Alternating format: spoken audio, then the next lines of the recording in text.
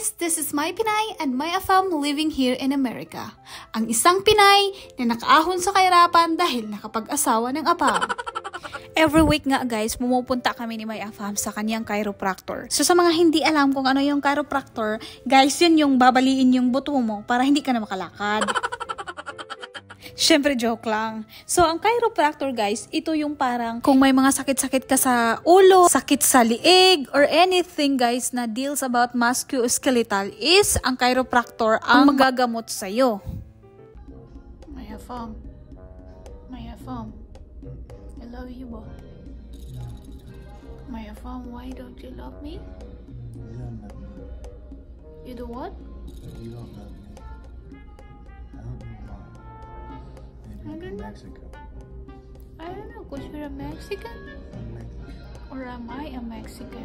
No, you're a Chinese. Chinese?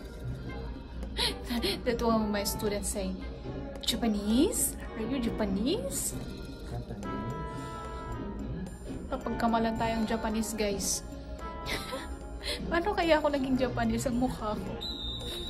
Pagkatapos ng aming kulitan ni my Afam, guys, pinapasok na kami dito sa kanyang office, guys. Yan nga pala yung parang nila tools na parang papahigain ka and then you will feel comfortable, tapos dyan na sisimula na babaliin ang mga buto-buto mo. Hindi, joke lang. So, dito na guys, ayan yung doctor. So, sa hindi nakakaalam, again, ang chiropractor is considered doctor.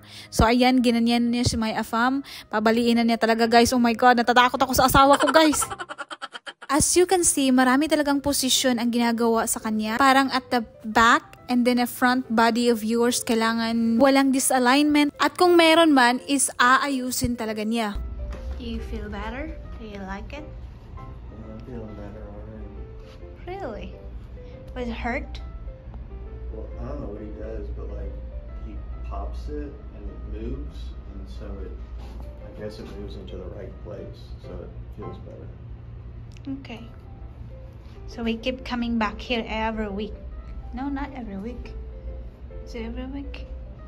It used to be every week. So ayan guys, pinagpa-rest muna si my Afam kasi parang inaano yung mga niya, mga bukog-bukog. He's gonna come back. May mga pa na ginawa kay my Afam pero hindi ko na videohan, guys. Yan nga pala yung pangalan nila, Foster Chiropractor. So far guys, nag-enjoy naman talaga si my Afam at nakakatulong talaga to sa kanya. See you on my next vlog. Bye!